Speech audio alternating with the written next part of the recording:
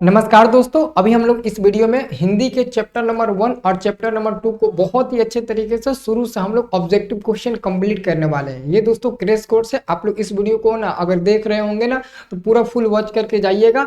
इसमें जितने भी आपको ना ऑब्जेक्टिव क्वेश्चन कराएंगे सब मतलब कि फाइनल आपका ऑब्जेक्टिव होगा। चैप्टर 1 आपका है श्रम विभाजन और जाति प्रथा, और आपका दूसरा चैप्टर है 20 के दांत। दोनों चैप्टर का बहुत ही अच्छे से आपको पूरा कंप्लीट आपको ऑब्जेक्टिव क्वेश्चन हम कंप्लीट करा देंगे, ठीक है ना। तो यहाँ पर ध्यान से देख लीजिएगा। ये आपका दोस्तों चैप्टर नंबर 1 हो गया। यहाँ पर दोस्तों मैं लिख नहीं पाया लेकिन लिख देता हूँ। और चैप्टर नंबर 1 का नाम है दोस्तों श्रम विभाजन और जाति प्रथा। अच्छे तरीके से आप पूरा ऑब्जेक्टिव क्वेश्चन को रिवाइज करिए और अच्छे तरीके से जो क्वेश्चन आपको न याद है ना उसको याद करिए, ठीक है। तो चलिए वीडियो को शुरू करते हैं। आप लोग लाइक कर दीजिएगा और चैनल को सब्सक्राइब नहीं किए होंगे तो आप लोग चैनल को सब्सक्राइब जरूर कर लीजिएगा दोस्तों, ठीक है ना। पहला क्वेश्चन है, बाबा साहेब भीमराव अंबेडकर का जन्म किस परिवार में हुआ था। तो बाबा साहेब भीमराव अंबेडकर का जन्म दलित परिवार में हुआ था। पहला का आंसर डी नंबर मिल जाएगा, ठीक है। अगला क्वेश्चन देखिए दूसरा नंबर, भीमराव अंबेडकर के चिंतन एवं रचनात्मकता के प्रेरक व्यक्ति कौन थे।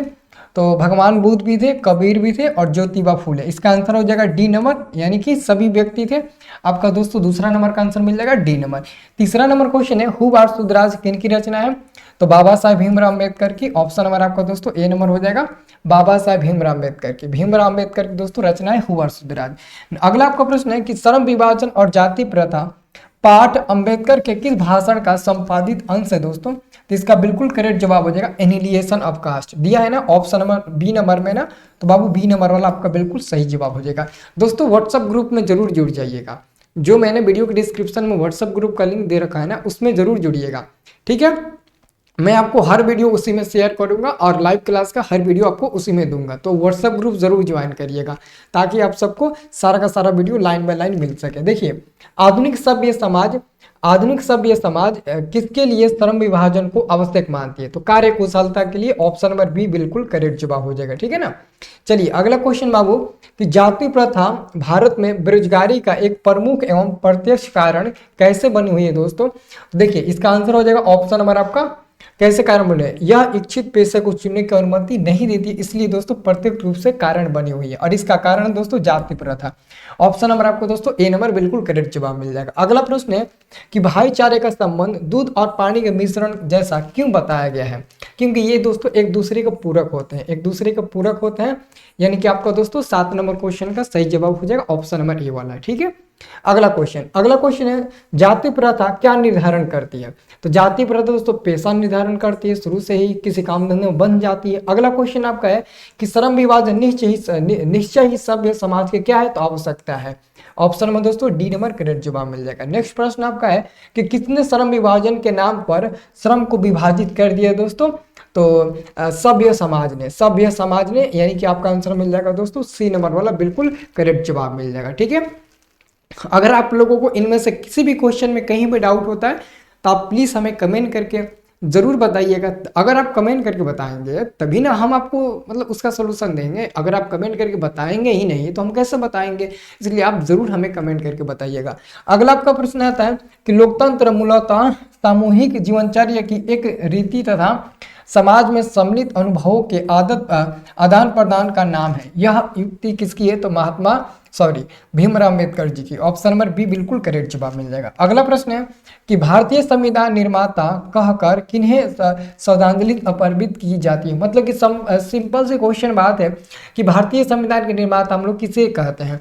तो बाबा साहब भीमराव अंबेडकर को कहते हैं। ऑप्शन नंबर ए हो जाएगा। अगला क्वेश्चन है कि जाति प्रथा को यदि श्रम विभाजन मान लिया जाए तो यह निश्चय ही स्वाभाविक विभाजन नहीं है, क्योंकि यह मनुष्य की रुचि पर आधारित नहीं होती है। ऑप्शन नंबर ए करेक्ट जवाब मिल जाएगा। अगला प्रश्न बाबू आपका है कि श्रम विभाजन और जाति प्रथा निबंध के लेखक कौन है। तो Baba Saheb Bhimrao Ambedkar. Option number C correct जवाब हो जाएगा। अगला प्रश्न आपका है दोस्तों, अगला प्रश्न कि भीमराव अंबेडकर के निबंध कौन से हैं। तो श्रम विभाजन और जाति प्रथा, बी नंबर वाला करेक्ट जवाब मिल जाएगा। अगला प्रश्न आपका है कि भीमराव अंबेडकर की मृत्यु कब हुई थी। दोस्तों इनकी मृत्यु हुई थी 1956 ईस्वी में। और कहाँ हुई थी। दिसंबर 1956 ईस्वी में दिल्ली में हुआ था। इनका मृत्यु हुआ था दिल्ली में। कहाँ हुआ था मेरे भाई। दिल्ली में इनका मृत्यु हुआ था 1956 ईस्वी में। दिसंबर 1956 ईस्वी में दिल्ली में दोस्तों इनकी मृत्यु हुई थी, आप याद रखिएगा। अगला प्रश्न आपका है कि the caste in India their mechanism के लेखक कौन है। तो बाबा साहब भीमराव अंबेडकर हो जाएंगे, सी नंबर वाला। अगला क्वेश्चन है कि भीमराव अंबेडकर के चिंतन व रचनात्मकता के प्रेरक व्यक्ति कौन है दोस्तों, इनके तो ये तीनों लोग हो जाएंगे ए बी सी, ये आपका डी नंबर वाला करेक्ट जवाब मिल जाएगा। अगला क्वेश्चन है कि श्रम विभाजन और जाति प्रथा किस विद्या की रचना है, तो ये दोस्तों एक प्रकार का निबंध है, कहानी नहीं है बल्कि निबंध है, कहानी आलेख डायरी नहीं है बल्कि ये एक प्रकार का दोस्तों निबंध है। तो आपका 19 का ऑप्शन नंबर ए बिल्कुल करेक्ट जवाब मिल जाएगा। अगला प्रश्न देखिए कि जाति प्रथा का सबसे बड़ा दोष क्या है, तो पेशे का निर्धारण करना, ऑप्शन नंबर बी करेक्ट जवाब मिल जाएगा। दोस्तों अगला क्वेश्चन है कि आर्थिक पहलू से भी जाति प्रथा क्या है, तो हानिकारक है, ऑप्शन नंबर आपका बी नंबर करेक्ट जवाब मिल जाएगा। अगला क्वेश्चन है कि मूल आया क्या है दोस्तों, बहुत जगह इसका आंसर पत्रिका दिया रहता है, तो आप लोग पत्रिका मत टिक लगाइएगा, इसका आंसर टिक लगाइएगा अखबार, ठीक है, ऑप्शन नंबर आपका ए हो जाएगा। अगला आपका प्रश्न है कि डॉक्टर अंबेडकर ने किस पत्रिका का संपादन किया था, बहिष्कृत भारत, सी नंबर आपका करेक्ट जवाब मिल जाएगा। अगला प्रश्न है कि भारत में जाति प्रथा का मुख्य कारण क्या है दोस्तों, तो बेरोजगारी, गरीबी, उद्योग धंधों की कमी या फिर अमीरी, तो दोस्तों बेरोजगारी हो जाएगा, ऑप्शन में ए करेक्ट जवाब मिल जाएगा। अगला क्वेश्चन है आधुनिक सभ्य समाज कार्यकुशलता के लिए किसे आवश्यक मानती है, तो श्रम विभाजन को आवश्यक मानती है, ऑप्शन नंबर ए हो जाएगा। अगला क्वेश्चन है डॉक्टर अंबेडकर के पिता का क्या नाम था, तो बाबा साहब भीमराव अंबेडकर के पिताजी का नाम था रामजी सकपाल, ऑप्शन नंबर आपका बी नंबर करेक्ट जवाब मिल जाएगा। अगला क्वेश्चन है कि जाति प्रथा श्रम विभाजन मनुष्य पर निर्भर नहीं करता है, इस कार्यकुशलता, स्वच्छता, रुचि, कार्यकुशलता सभी हो जाएगा इसका आंसर हो जाएगा डी नंबर सभी। अगला क्वेश्चन है कि अंबेडकर के अनुसार आदर्श समाज किस पर आधारित होता है दोस्तों, तो स्वतंत्रता, समानता, भारतीयत्व सभी पर आधारित होता है, इसका भी आंसर आपका डी नंबर मिल जाएगा, ठीक है। इसका आंसर आपका दोस्तों स्वेच्छा, रुचि, कार्यकुशलता, इसका भी आंसर डी होगा और इसका भी आंसर डी होगा। अगला क्वेश्चन है जाति प्रथा मनुष्य को जीवन भर के लिए किस में बांध देती है, तो किसी न किसी पेशे से बांध देती है, तो ऑप्शन नंबर आपका ए नंबर बाबू, और 29 का ऑप्शन नंबर ए आपका बिल्कुल करेक्ट जवाब मिल जाएगा, ठीक है। चलिए अगला क्वेश्चन है कि हिंदू धर्म की जाति प्रथा किसे अनुमति नहीं देती है दोस्तों, तो पेशे चुनने की अनुमति नहीं देती है, ऑप्शन नंबर बी करेक्ट जवाब मिल जाएगा। अगला प्रश्न आपका है दोस्तों, ध्यान से देखिएगा, अगला प्रश्न आपका क्या है कि भाईचारे का दोस्तों दूसरा नाम क्या है, दोस्तों भाईचारे का दूसरा नाम बताया गया लोकतंत्र भाईचारे का दूसरा नाम होता है, तो करेक्ट जवाब मिल जाएगा, ऑप्शन नंबर आपका डी नंबर वाला बिल्कुल करेक्ट जवाब मिल जाएगा। अगला प्रश्न आपका है कि अंबेडकर की दृष्टि में भाईचारे का वास्तविक रूप कैसा बताया गया है, तो दूध और पानी के मिश्रण जैसा बताया गया है, ऑप्शन नंबर आपका बी नंबर वाला दोस्तों बिल्कुल करेक्ट जवाब मिल जाएगा। अगला प्रश्न आपका कि अंबेडकर बेरोजगारी का प्रमुख और प्रत्यक्ष कारण किसे माने हैं, तो जाति प्रथा को, सी नंबर आपका आंसर मिल जाएगा। अगला प्रश्न आपका है कि अंबेडकर की दृष्टि में आदर्श समाज कैसा होना चाहिए, तो जिसमें स्वतंत्रता, समानता और भारतीयत्व का भाव हो, उसे होना चाहिए, वैसा होना चाहिए, ऑप्शन नंबर इसका भी ए हो जाएगा। नेक्स्ट प्रश्न है कि आदर्श समाज स्वतंत्रता, समानता, भारतीयत्व आधारित होगा, यह किसने कहा था, तो बाबा साहब भीमराव अंबेडकर ने दोस्तों कहा था। नेक्स्ट आपका प्रश्न है कि भीमराव अंबेडकर ने किस प्रथा को आर्थिक पहलू से भी खतरनाक माना है, तो जाति प्रथा को, ऑप्शन नंबर डी में दिया है ना जाति प्रथा, तो डी नंबर वाला आपका बिल्कुल दोस्तों सही जवाब मिलेगा, ठीक है। चलिए अगला क्वेश्चन की मैं बात करूं तो बाबा साहब भीमराव अंबेडकर का जन्म किस राज्य में हुआ था, तो इनका जन्म हुआ था दोस्तों मध्य प्रदेश में, ऑप्शन नंबर आपका बी हो जाएगा। इनका जन्म दोस्तों हुआ था 14 अप्रैल, इनका जन्म दोस्तों हुआ था 14 अप्रैल 1891 ईस्वी में महू मध्य प्रदेश में, ठीक है, याद रखना 14 अप्रैल 1891 ईस्वी में महू मध्य प्रदेश में हुआ था, बी नंबर बिल्कुल करेक्ट जवाब मिल जाएगा। अगला क्वेश्चन है भीमराव अंबेडकर का जन्म कब हुआ था, देखो पूछ ही लिया 14 अप्रैल 1891 ईस्वी में, ऑप्शन नंबर बी करेक्ट जवाब मिल जाएगा। अगला प्रश्न है कि भारत में बेरोजगारी का मुख्य कारण क्या है, तो जाति प्रथा, ए नंबर वाला करेक्ट जवाब मिल जाएगा। नेक्स्ट प्रश्न है कि 20 के दांत शीर्षक, अरे यार ये आपका क्वेश्चन खत्म हो गया ना दोस्तों, आपका 39 को इसमें क्वेश्चन है, 39 को क्वेश्चन है ना, इसमें 39 को क्वेश्चन, ये खत्म हो गया, इसमें 39 को दोस्तों क्वेश्चन है, ठीक है। अब आपको मैं चैप्टर नंबर 2 को बताने वाला हूँ, चैप्टर नंबर 2 भी आपको मैं बता देता हूँ। देखो इससे फायदा क्या होगा ना, जल्दी में आप रिविजन भी कर लेंगे, लाइव क्लास में तो ऑलरेडी हम थोड़ा स्लोली करते ही हैं, लेकिन इसमें फायदा ये है कि हम लोग जल्दी रिविजन कर लेंगे और अच्छे से पढ़ लेंगे। ये आपका हो गया चैप्टर नंबर 2 हो गया, ठीक है, ये आपका क्या हो गया चैप्टर नंबर 2 हो गया, तो हम इसको चैप्टर नंबर 2 डाल देते हैं, ठीक है, डन। तो देखिए इसका दोस्तों पहला क्वेश्चन है 20 के दांत शीर्षक पाठ किस कहानी संग्रह से लिया गया है। तो ऑप्शन नंबर आपका बी हो जाएगा 20 के दांत तथा अन्य कहानियों से। ऑप्शन नंबर आपका बी नंबर करेक्ट जवाब मिल जाएगा। ठीक है, अगला क्वेश्चन दोस्तों है कि लेखक नलिनी बिलोचन शर्मा की माता का क्या नाम था। तो लेखक नलिनी बिलोचन शर्मा जी के माता जी का नाम था रत्नावती शर्मा। ऑप्शन नंबर आपका बी नंबर बिल्कुल करेक्ट जवाब मिल जाएगा। अगला प्रश्न है कि मदन किसका बेटा था। तो मदन दोस्तों गिरधर लाल जी का बेटा था। मदन गिरधर लाल जी का बेटा था और गिरधर लाल जी सेन साहब के यहाँ किरानी का काम करने वाले एक व्यक्ति थे। ठीक है, उनकी फैक्ट्री में। अगला क्वेश्चन है सेन साहब की कार की कीमत क्या थी। 7,500। 7,500 यानी कि जो सेन साहब की कार थी ना, उनकी कार का कीमत था 7,500 रुपया। 7,500 रुपया। और ये जो कार थी ना 7,500 रुपये कार का कीमत था। और ये जो कार थी ना वो ब्लैक कलर की थी। ब्लैक, ब्लैक मतलब कि काला। इसका जो कार का रंग था ना वो काला था, मतलब कि काली कलर की कार थी। ठीक है ना।